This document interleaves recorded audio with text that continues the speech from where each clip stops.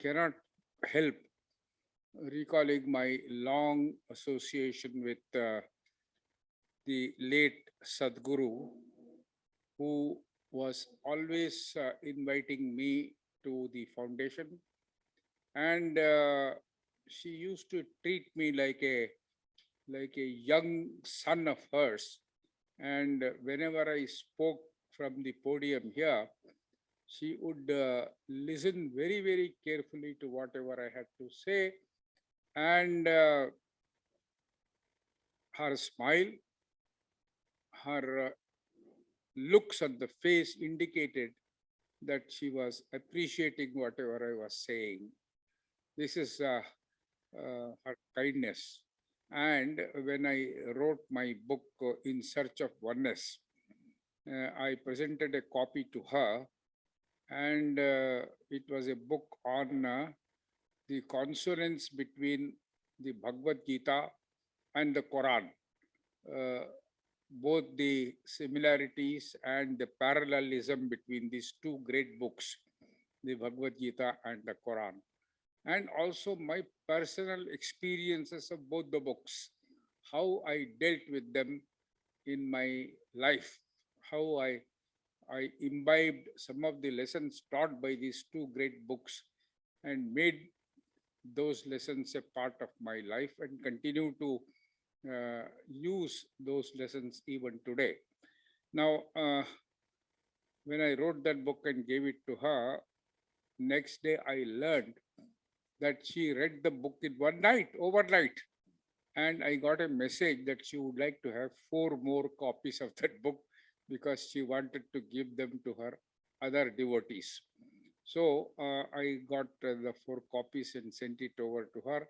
I don't know who are the devotees whom she presented that book. Perhaps Swami Hariprasad ji would be able to tell us now who are the persons whom she gave that book to. And I recall her kindness to me, her presence in that chair there, and I miss her very badly.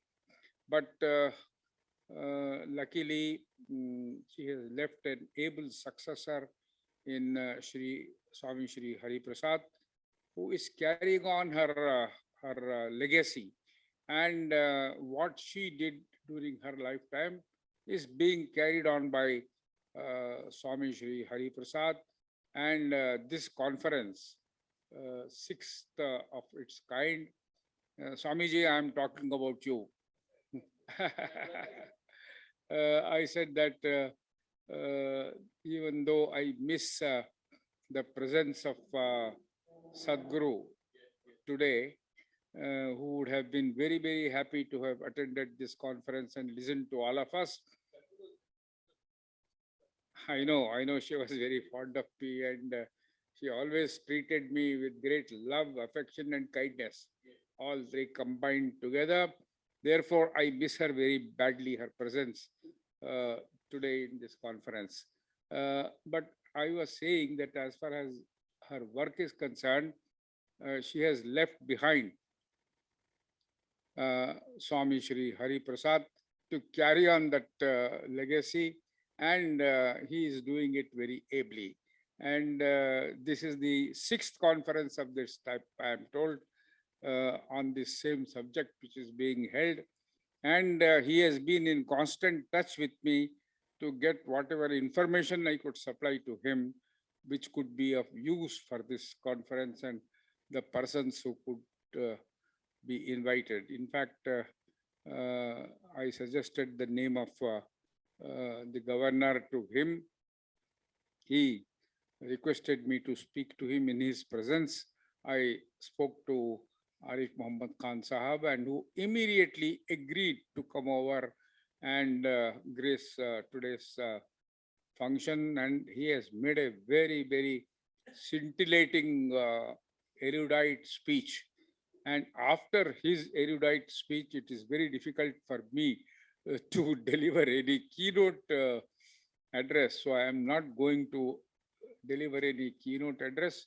I am only going to deliver a rambling talk about the subject of peace and reconciliation. Now, the point I'm going to make here are two only. One, uh, the COVID and the pandemic has affected all of us very badly, both physically and mentally. I have been living for the last 1 year in my house, more or less as though I am a prisoner in my one room. I am not able to go out because of my arthritic problem, and sitting in the one room, looking at the walls and windows and seeing and so on, brings about a certain amount of depression in my mind. I'm trying to go out of Chennai for some time. Hopefully, next month I should be able to be out for a month or so, for a change of climate, for a change of venue, and so on. Now, the pandemic has been a contradiction in itself, because for last so many centuries we had such kind of problems which have arisen in the life of the world. Earlier pandemics used to be confined to certain areas only. For example, the Black Death of the 13th century remained confined only to mostly Europe. It did not come to India or to China or to any of the other areas. But when it ended, it left more than 50% of the population of these areas was wiped out. We have had the famous Spanish flu, which also affected much larger sections of the world, and that also took away a number of lives. Similar kind of plagues have been visiting the smallpox, which used to be a great threat to the world for a very long time. Used to be a pandemic, and it used to take many lives. Even my mother suffered from smallpox, and it left her quite debilitated in life, and her marriage became very difficult because of the vestiges of smallpox on her face. So smallpox itself was a very terrible pandemic. Now, all these pandemics affected this section, that section, individuals, and so on.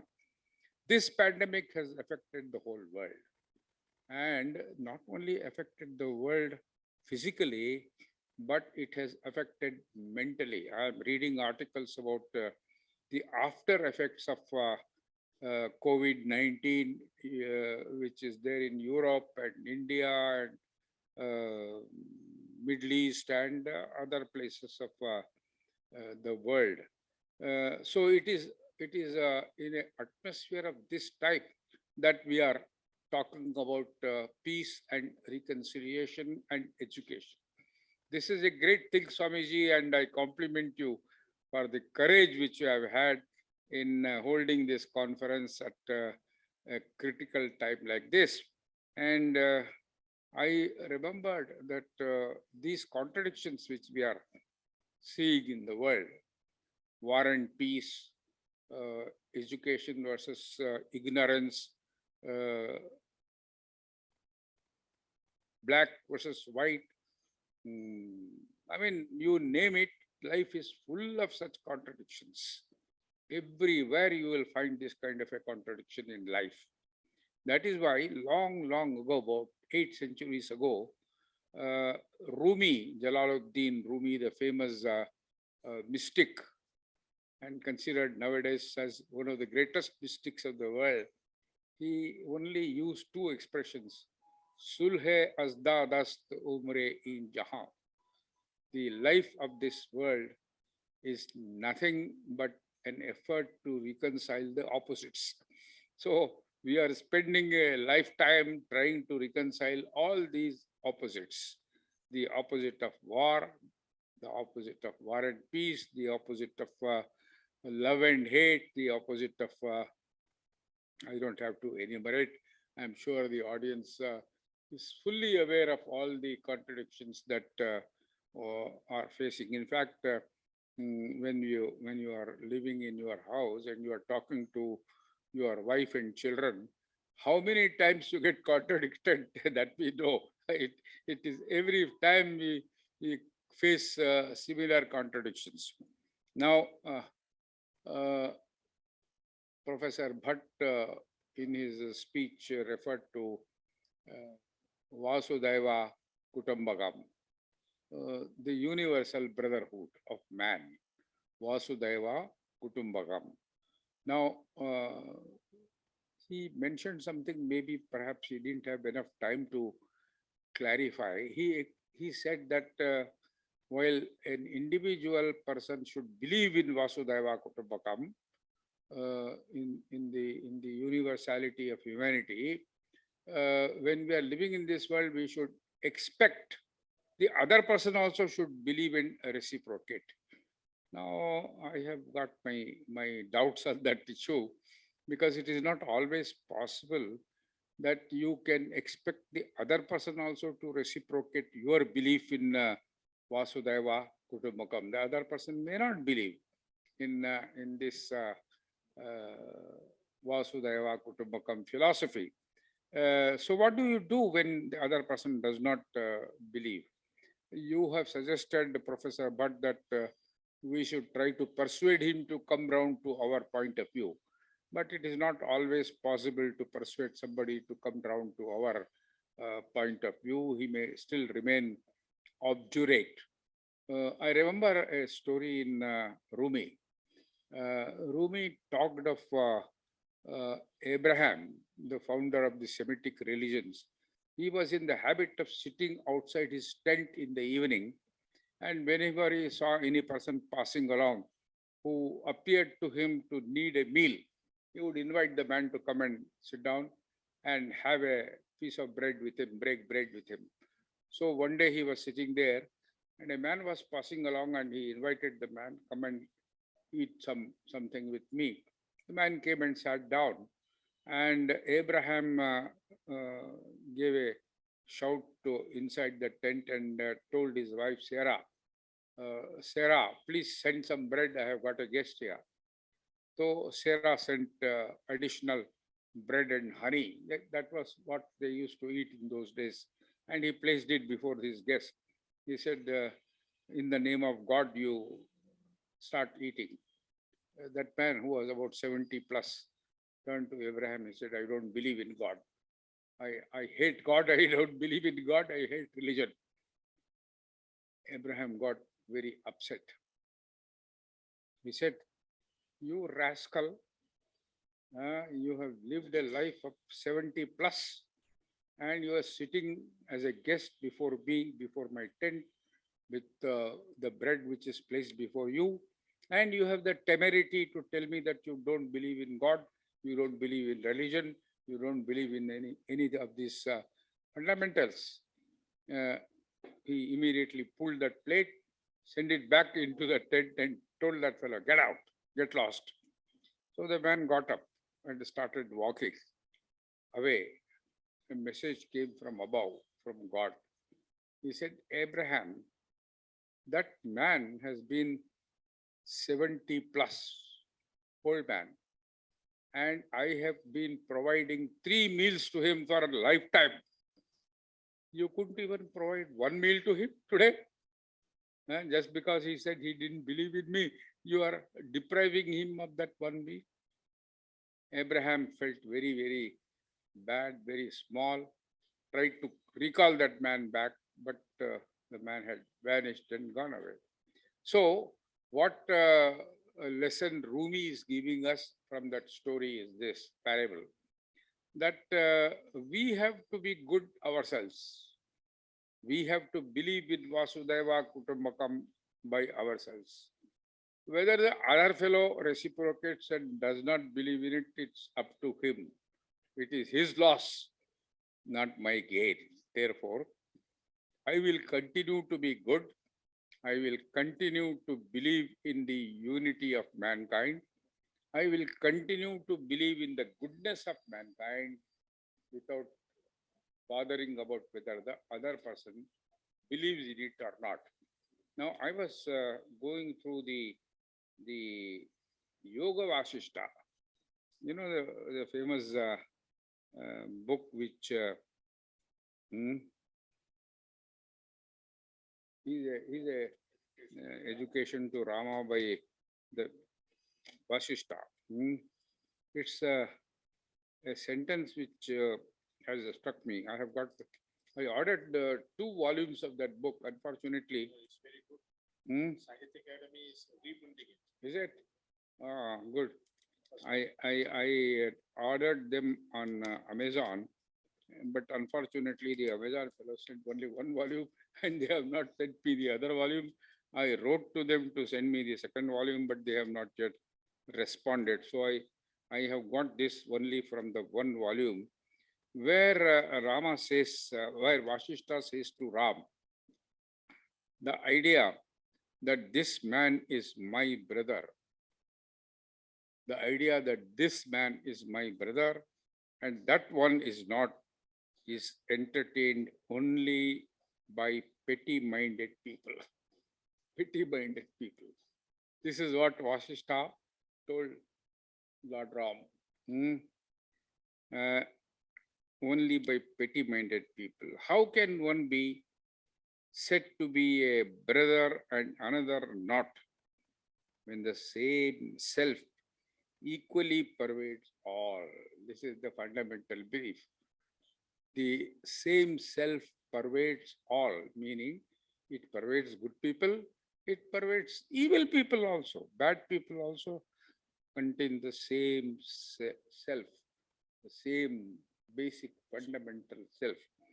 So you don't have to look into the character of the other person. You have to be good yourself, when the same self equally pervades all classes of creatures. Now here is another very important lesson, which centuries ago Vasishta taught Ram. He didn't talk about human beings alone. You mentioned it, Professor, that all creatures are included in the message of the Indian sage Vasishta, because Vasishta says all creatures, all classes of creatures, O Rama, are your brothers. So we have to consider all creatures as my brothers, not only human beings, non-human beings, all that God has created are my brothers. All classes of creatures, O Rama, are your brothers.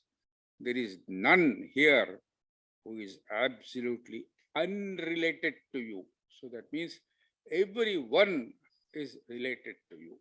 All creatures are related to you. All humanity is related to you. This is the lesson which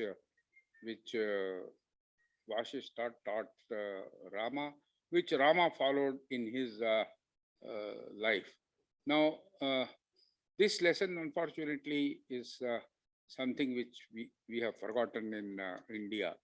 We are very insular people nowadays. We are becoming more and more insular. We are becoming more and more xenophobic.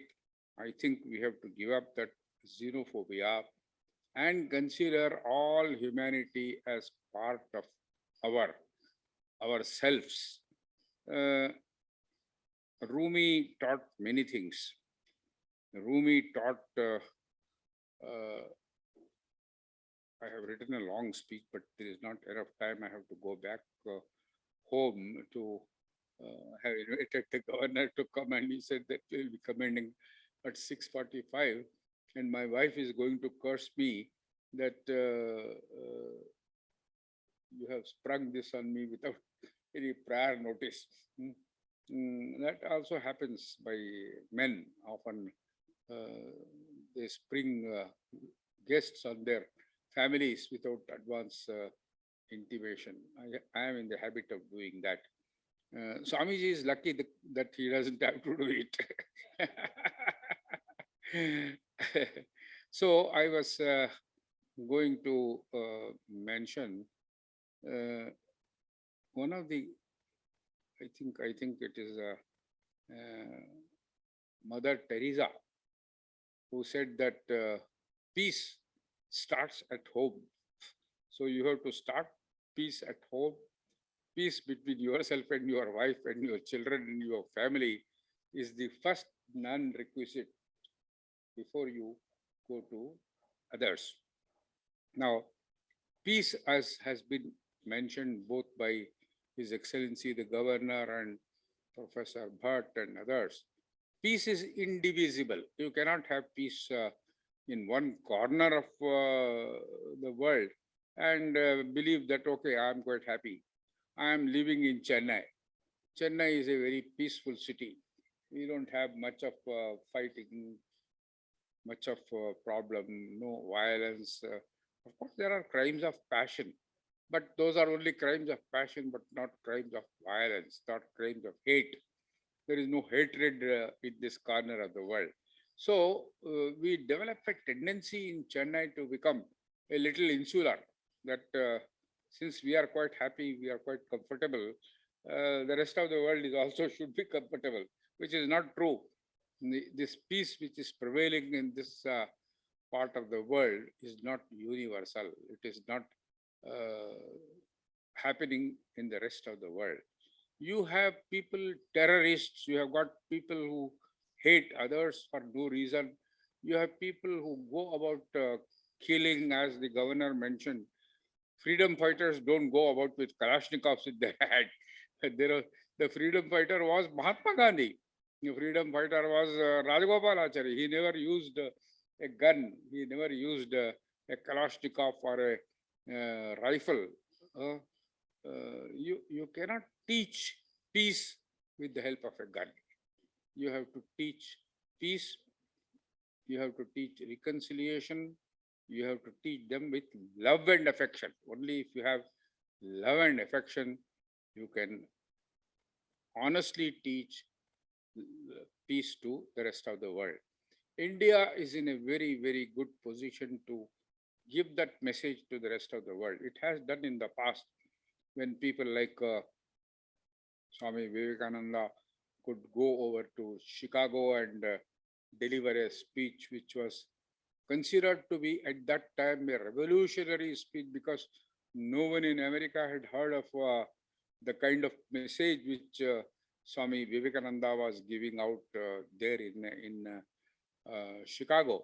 But he was having that courage to carry the message of India, Indian philosophy, Indian belief. Bhagavad Gita very clearly says, Professor Bhatt should be able to correct me if I am wrong, because I am not as great a scholar of the Gita as he is. The Bhagavad Gita says that all evil people also can come to me. He does not say only good people I will treat. His shloka in 66, what is that shloka? I wish. Come to me in whatever form you are, in whatever way you are.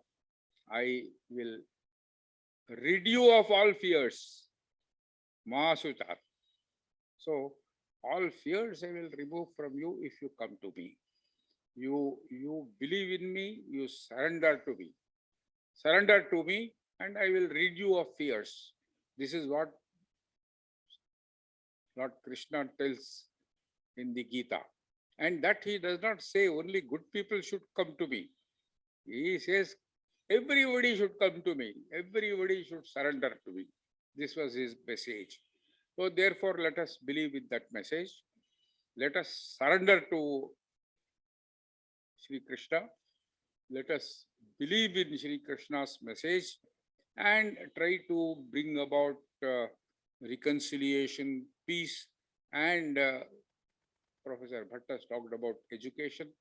I wholeheartedly agree with him that education has to be with a objective in mind. That objective should be to bring about reconciliation and peace in this world. Thank you.